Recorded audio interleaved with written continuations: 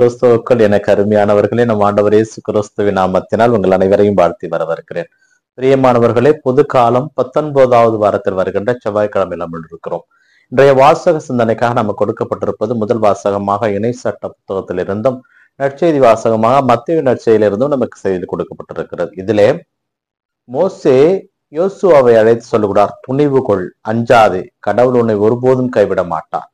அவர் நமக்கு கொடுக்க இருக்கின்ற நாட்டை கட்டாயமாக கொடுப்பார். அதனால் தொடர்ந்து முன்னேறி செல். ஆண்டவர் ஒருபோதும் உன்னை கைவிட மாட்டார், உன்னோடு இருந்து உன்னை வழிநடத்துவார் என்ற ஒரு ஆறுதலையும் ஆசிரியம் கொடுக்கிறார். நாம் இறைவனுக்கு உரியவராக இருப்போமானால் நாம் நடக்கின்ற பாதையிலே நமக்கு முன்னாதாக கடவுள் சென்று அந்த பாதையை செம்மைப்படுத்துகிறார். நாம் இறைவனுக்கு உரியவர்களாக வாழ்கின்ற பொழுது நாம் நடக்க வேண்டிய பாதையை செம்மைப்படுத்துவது மட்டுமல்லாமல் அந்த பாதைக்கான வழியையும் ஆண்டவர் ஏற்படுத்தி கொடுக்கிறார். அதனால் இறைவனுக்கு உரிய மக்களாக நாம் வாழ இந்த முதல் வாசகம் நமக்கு அழைப்பு விடுக்கிறது. இந்த நற்செய்தி வாசகத்திலே விண்ணரசில் யார் பெரியவர் என்ற கேள்வியை சீடர்கள் கேட்கிறார்கள். அதற்கு இயேசு நேரடியாக பதில் சொல்லாமல் ஒரு சிறு குழந்தையை தூக்கி, நீங்கள் இந்த குழந்தையை போல மாறாவிட்டால் நீங்கள் விண்ணரசிற்குள் புக முடியாது என்கின்ற ஒரு வார்த்தையை இங்கே பயன்படுத்துகிறார். சிறு குழந்தைக்கு அப்படி என்ன இருக்கிறது என்பதை நாம் மிகவும் சாதாரணமாக கேட்டுவிடலாம். குழந்தைதான் அனைவரையும் ஏற்றுக்கொள்கின்ற மனப்பக்குவத்தில் இருக்கும். யார் மீதும் அந்த குழந்தை வஞ்சனை வைக்காது, யாரை பற்றியும் குற்றம் சொல்லாது, யாரை பற்றியும் அவதூறு பேசாது, தனக்கு தேவை என்றால் அழுது அடம்பிடித்தாவது பெற்றுக்கொள்ளும்.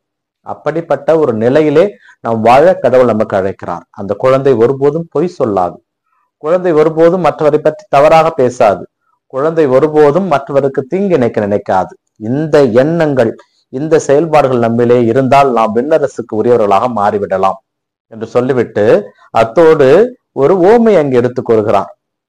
100 ஆடுகள் வைத்திருக்கின்ற ஒருவரிடம் ஒரு ஆடு காணாமல் போய்விட்டால் மற்ற 99ஐயும் அவர் பாலை நிலத்திலே விட்டுவிட்டு அந்த ஒரு ஆடை தேடி செல்வார்.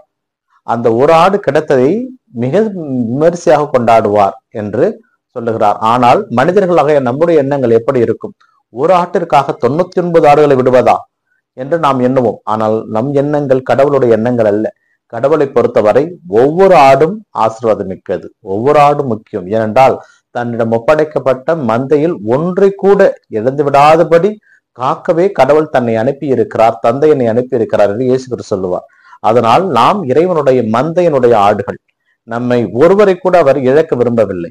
அதனால் நம்முடைய எண்ணங்கள் அவருடைய எண்ணங்கள் இல்லாத பொழுது அவருடைய எண்ணங்களை போல் நம்ம எண்ணங்களை மாற்றிக்கொள்ள வேண்டும்.